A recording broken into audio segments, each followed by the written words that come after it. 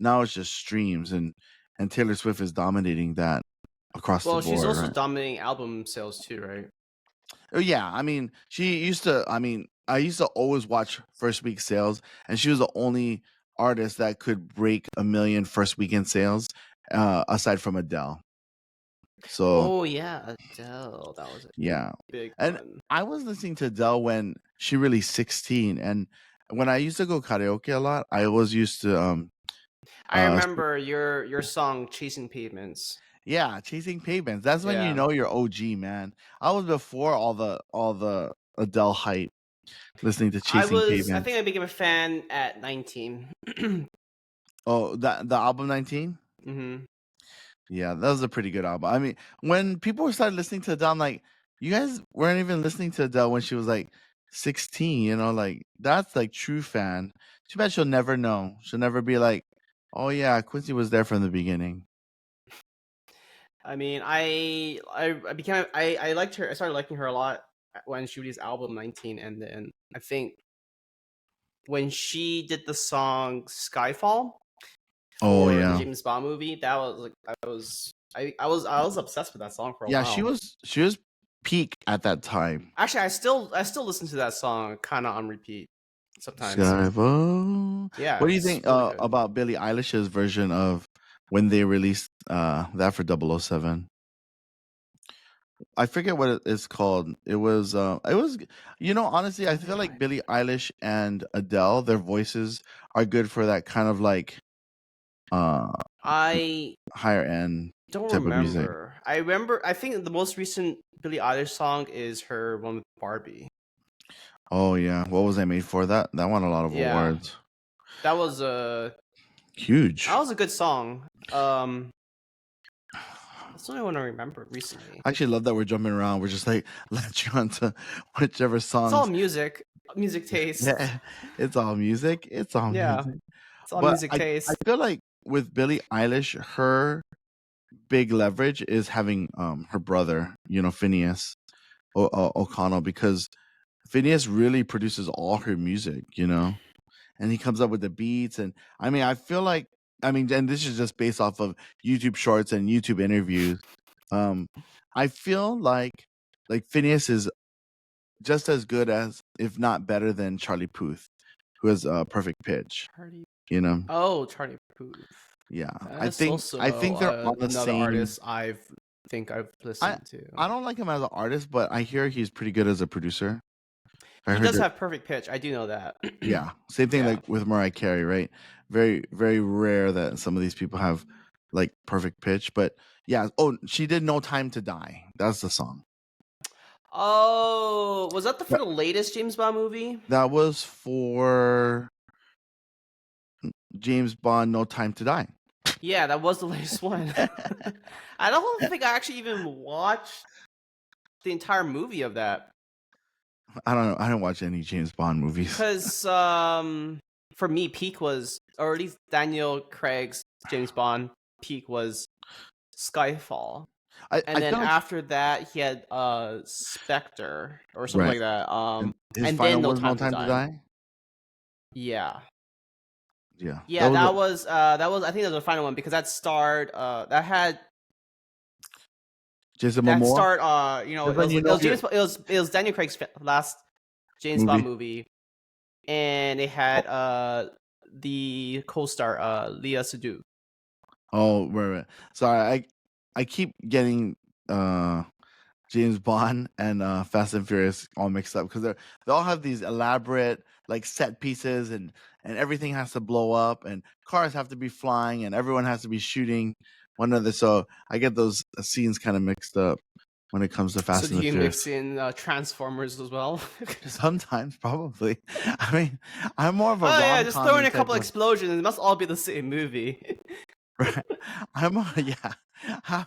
And I look for those. Like when I watch those movies, I look for those, Yeah, and it's specifically. like I know like when you watch movies, you're only attracted to like the exciting scenes, and you kind of fall Yeah. asleep through like all the. Or how hot the actors are. Yeah, Is that it- too, and then you kind of glaze over all of the other uh important dialogue scenes or Yeah, that's what intrigue you look. You and you watch nuance. shows and movies for important dialogue and I mean, I love substance. movies with good dialogue. Yeah, it's very hard to find. With I am. good dialogue and banter, and also characters with a lot of nuance. That's like our show. No, I'm just kidding. We don't That's have a like the lot of ongoing nuance. conversation. Sure, Non-scripted, go with the flow, minus banter, all the back and forth. nuance and Everything, everything that yeah. you need in a show. Perfect. I'm Yes. yeah, but when I was growing up, it's kind of unusual because now that I'm thinking about my musical journey, I think about like listening to New Kids on the Block, right? That was kind of, I was obsessed with it. New Kids on the Block. I had the cassette tape for Teenage Mutant Ninja Turtles, so I'd listen to them. And then after that, I kind of went into like an NSYNC Backstreet Boys era, and I think just because I was a gay boy, so I Backstreet was Boys wasn't just for gay people. I mean, well, everyone. Britney Spears. I Britney listen to Spears Britney. was also not for gay people. It was for everybody. And a lot of people watched Britney Spears. I Yeah, listened but to she Britney was kind of like Spears. a gay queen icon for a Okay, I lot mean, of she us. might be an icon, but I mean, I listen. I remember her song "Toxic." Yeah, that one I think is definitely one of her most popular. And then I like Womanizer too. And then "Toxic," I think it was because the music. I think I remember the music video the most. right, yeah, Yeah, I that was probably her peak. Like even like her VMA award performances, all that peak performance. yeah. And then Christina Aguilera was part of that era. Oh, true. I forgot about her. Yeah, and so was Mandy Moore. Mandy Moore was part of that era as well. I I also loved forgot Mandy that she Moore was when she there. came out with Candy. I also forgot. Also, I mean, he's passed now. I feel like all these artists are just passing at 31 because they came, passed at 31. But Aaron Carter was part of that generation a little bit after. Isn't he still alive? No, he's totally dead. Yes, he's totally. This is a Mandela effect all over again, right? Hold on. Hey, did you always have that poster behind you? Yes. Is He's this the Mandela Oh, he effect? died in 2022. Yeah, dude, get with the program. That's what I'm saying. Like, He was 34. yeah, all these people be dying pretty young. And yeah, I remember Oh, maybe I'm mistaken. I'm mixing up with someone else. another little white boy. Jesse McCarthy. Jesse McCarthy is very much still alive. He Okay. was somewhat part of that era. I felt like him, and you remember JoJo? Like I like JoJo and Jojo Siwa. no, not JoJo. See, that's where it's bad. That's where it's bad when you like hear things and think that JoJo C was music. But her name was just JoJo, and she sang "Too Little, Too Late," "Baby It's You," and then "Get Out, Leave Right Now." Like that song. That was pretty good era times, but she kind of fell off the map because she got royally screwed over with her contract, her singing contract. But I watched like a 2-hour documentary, or not even, it's just an interview, and she talks about the struggles. She has a book that kind of came out, and she had to re-record all her So originals. like a smaller version of Taylor Swift. Smaller version of Taylor Swift, sadly, but her music was still pretty good. I remember Jesse McCartney in that era, and then that was also the popular time for like people with very like sobretto, like airy voices. Like I think Sierra was one of them. Now you're just saying words. I have no idea I'm what not. you're But you're in saying. music, weren't you in music? Yeah, yeah, I was. Yeah. Not singing though. Oh, but yeah, probably Not in not singing. singing. That's right. You weren't in singing. You're in band. In It's band, musical yeah. instruments. Yeah.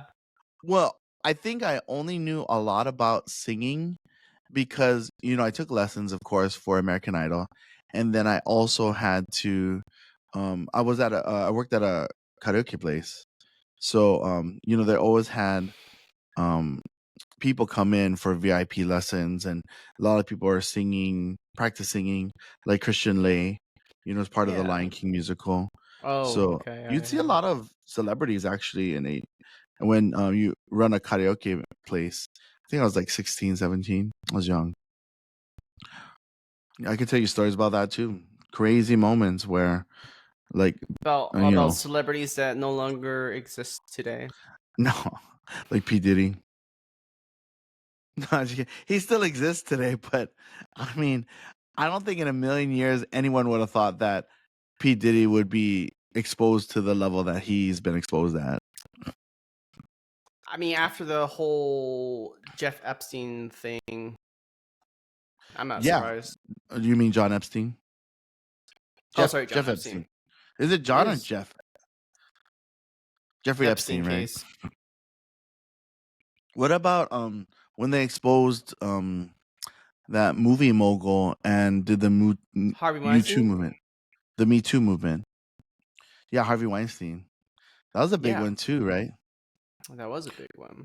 Yeah, entertainment's been flipped on its head, which I think for a lot of people they feel for the better. I'm sure a lot of people miss the heydays, but Mm, you you never maybe. think these people who it's hard for me. I mean, no, I understand that these people need to be brought to justice, and it's a terrible thing that these guys are doing. It's just interesting that they had such a high contributing factor to society, and they, like accomplished relatively amazing things. Of course, there's still bad people, and the issue was that, of course, they got caught. So there's a lot of things. I mean, I'm sure there's a lot of other people that are doing very bad things right now in the world that just haven't gotten caught yet, and because of that, they're really getting away with murder. Murder. Great. This is a Yeah, very light subject. yeah, deep, dark. This is very Uh, very light yeah. conversation. Well, I kind of want to just go through my my Your my brain musical discography. You know, discovery. just going through the songs that I like and the music that I used to listen to. Um, hmm I think where I took a heavy interest in music was 2009. Definitely, everything else was kind of just like listen on the radio, hang out with friends, talk about things. You know, Your interest in music being like your interest in singing. I mean, well, there was a singing component, because of my Filipino side, I think, and then there was kind of like uh listening and appreciating music where I would talk about it passionately with other people and the composition of it and predictions. Used to love predicting what would hit the Billboard like top 100. I would do that every week and tell my friends like, "Oh yeah, this is going to hit number 1." And I would say 7 out of 10 yeah, times I I was guess. Yeah, I mean, yeah, that makes sense. A lot of people. I feel like a lot of people did that. yeah. I They mean it's would like to. It was fun to predict things. yeah, and I think music right now is not as sticky. I feel like the longest running songs right now are people that are outliers, like Olivia Rodrigo, like Sabrina Carpenter, everyone who comes from Disney, and then How are then the there's Taylor outliers Swift. then? I I mean they're outliers in the way that I never really like. I knew she was a good singer, but I never thought that Olivia Rodrigo could be a really strong pop singer. I mean, Uh, after you didn't think so, even after like the whole Miley Cyrus coming out and then Ariana Grande. There I was think even a small stint with Victoria Justice. Yeah, it She was like tried to Victoria's break Justice out. is a perfect example. It's like there's so many singers, put would be wannabe singers from Disney that haven't made it. Like we only hear the stories about the ones who do make it, but and then those are exceptions to rules. It's kind of like all of success, like successful podcasts, successful books, like you know, a lot they don't have that many hits. Like Pink had flop albums, like Katy Perry had some flop albums, and you never just know what's going to be popular. But I Unless you're guess if you Taylor have the Swift Disney, and everything's gonna be popular. I don't know. Yeah, I guess so. I mean, that's why when I think about like Olivia Rodrigo and I first heard her single "Driver's License," I was like, "Oh yeah, this is gonna be a hit." Like I heard it before everyone else, and that used to be the fun thing for me. Like every Thursday, I would wait for iTunes to upload their music and listen to the latest music. But now people consume and listen to music very differently than they did. Well, you can't listen to music differently, but I mean, maybe people do experience music differently because my friend had said that he can't listen to music without like these very specific headphones. And I'm like, oh, does that matter? I just like listening to songs in the car. That's what I like. And that's what I do. But I mean, do you recall, like, if you're to look at your vast, expanding world of music,